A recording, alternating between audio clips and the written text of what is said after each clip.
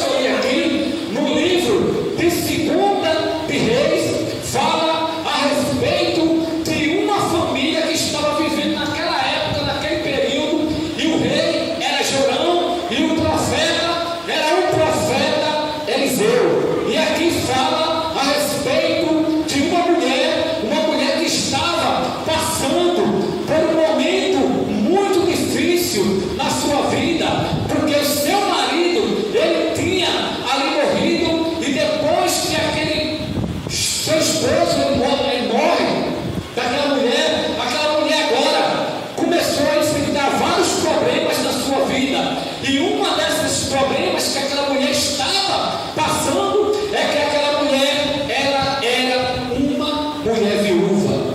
E naquela época, quando uma mulher ela ficava viúva, se o seu esposo que era falecido tivesse irmão, ele tinha direito de se casar com ela para dar descendência ao seu esposo.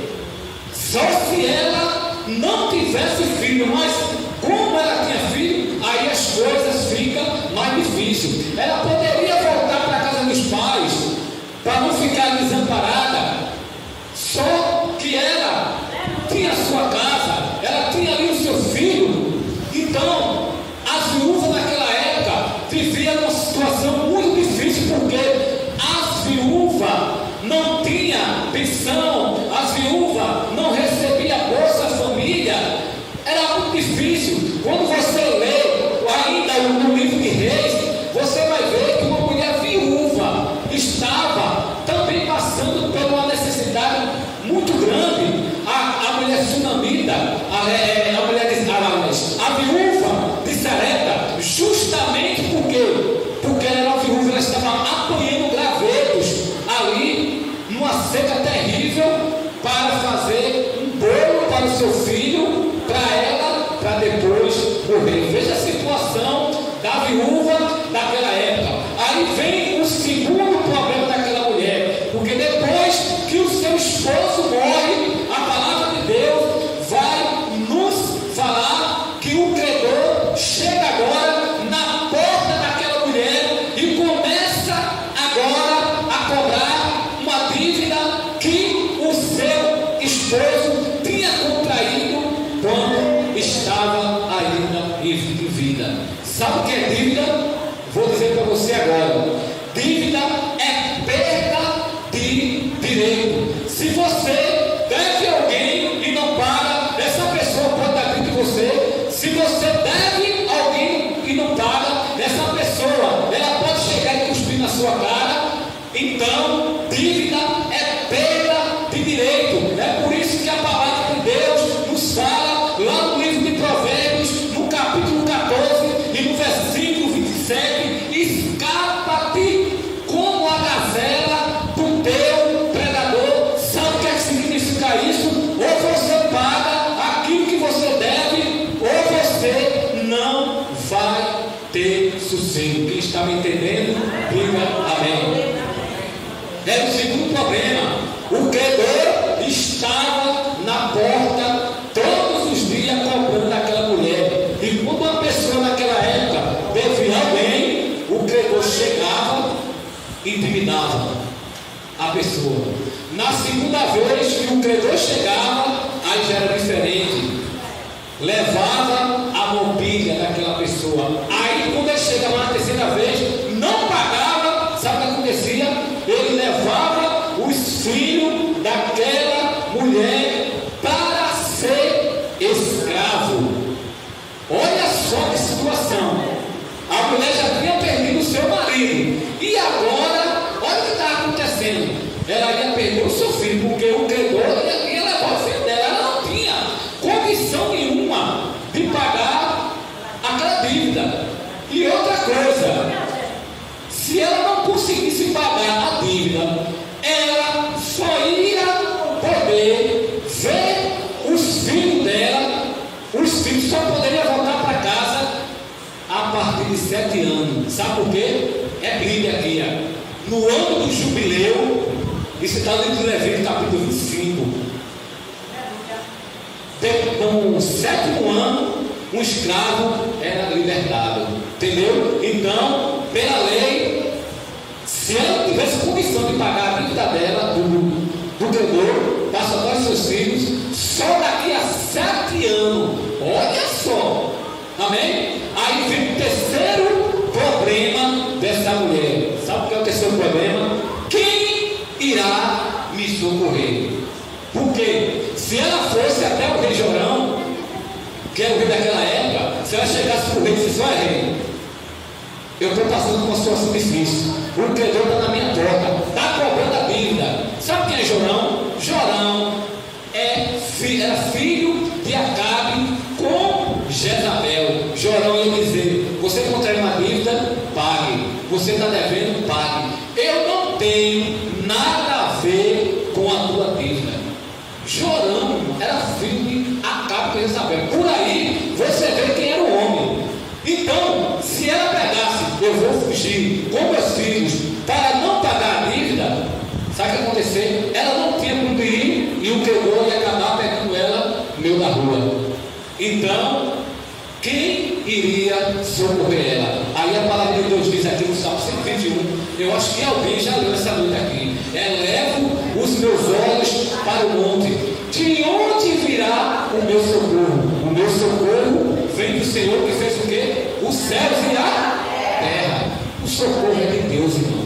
Não adianta você correr para A, para B, para C, o seu vizinho da direita, o seu vizinho da esquerda, se a solução está em Deus. Amém?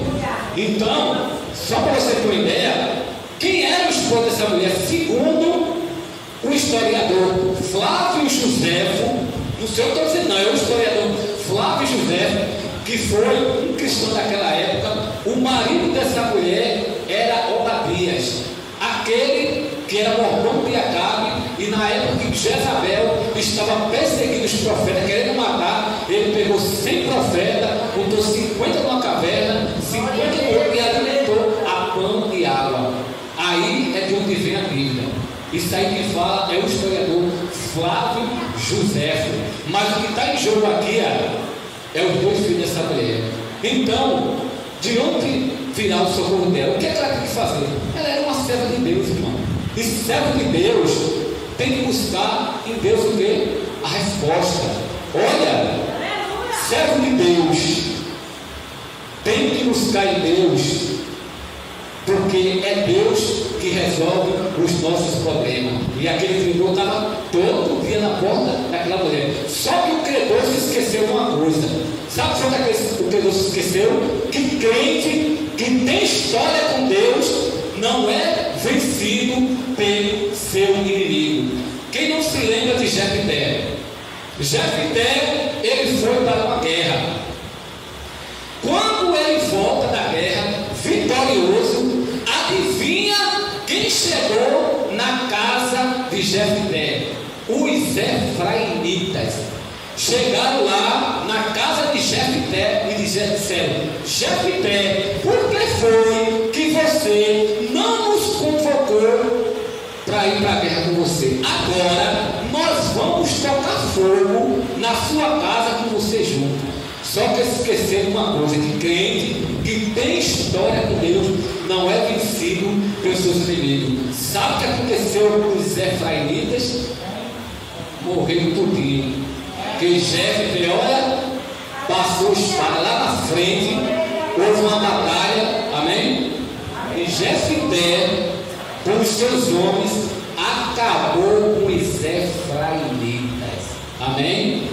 E esse credor aqui, estava ameaçando, aí essa mulher tomou uma decisão. Daqui a pouco estou terminando, porque ainda tem a ceia esta noite. Foi até o homem de Deus chamado Eliseu.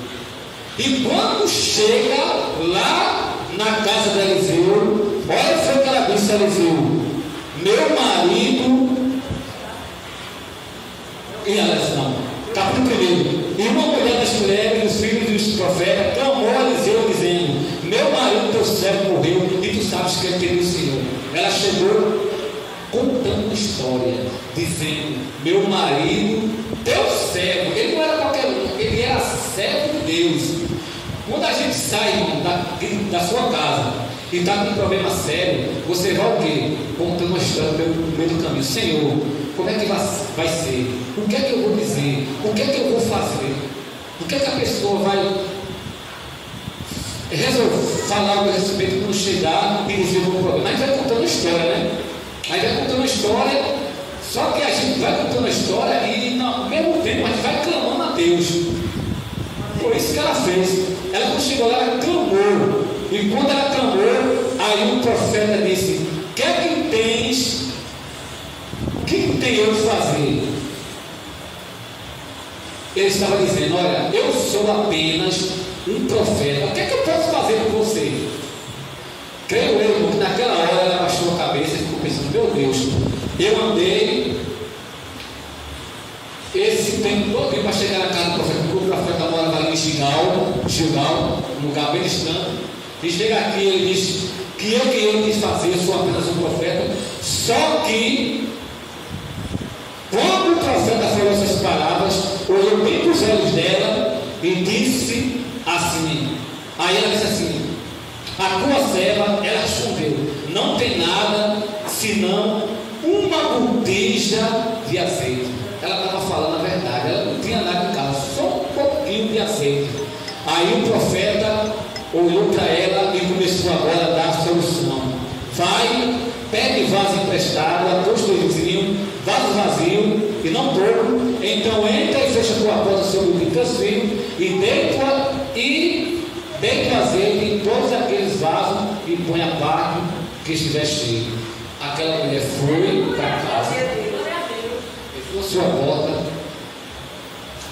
Antes ela tinha pegado aquelas vasilhas emprestadas dos vizinhos, colocou ali, começou a orar, e quando ela começou a orar, o azeite começou a descer, começou a jorrar. E quando não tinha mais vasilha, sabe o que aconteceu? O azeite parou. Aí foi o que ela fez. Ela poderia, né, pegar aquele azeite ali e fazer o que ela podia. Aquilo que ela quisesse fazer com aquele azeite, ela fazia. Ela poderia pegar, emprestar o azeite, ela poderia vender, ela poderia ficar bem de vida com aquele azeite, ir para outro lugar. Não, ela primeiro foi até o profeta, ela foi agradecer, né? É isso que a gente tem que fazer quando a gente recebeu uma bênção.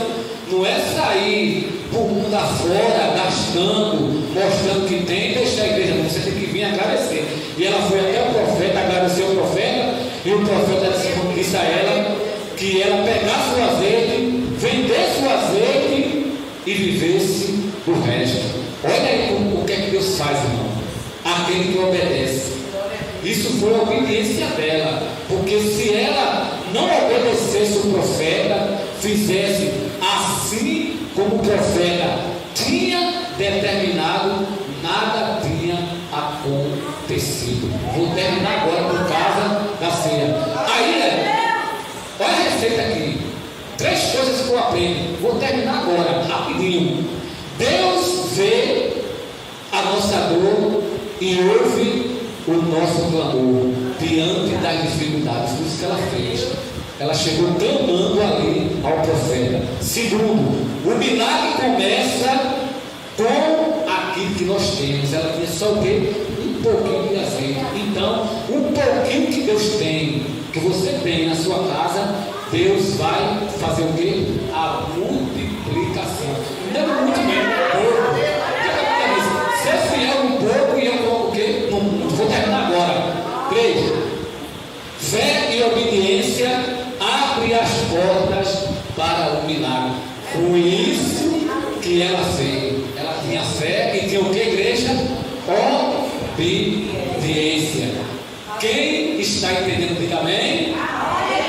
E vou ouvir agora para a gente começar a ceia. A mensagem foi pregada esta noite. Obrigado a Deus.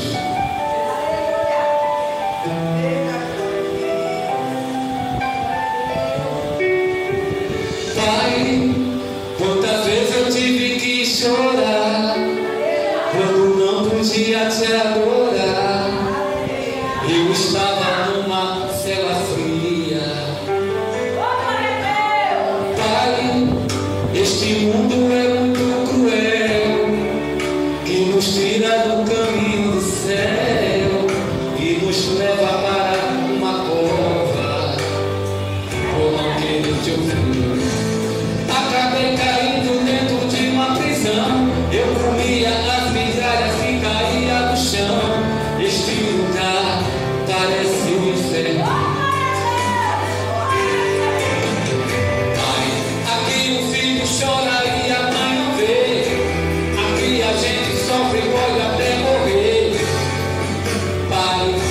tirar desta cela. Pai, quando eu sair daqui eu vou te procurar. Pai, perdoa os meus pecados, quero te adorar. Pai, quando eu sair daqui eu vou te procurar. Pai, perdoa os meus pecados, quero te adorar. Eu quero te adorar, Pai, de todo o coração.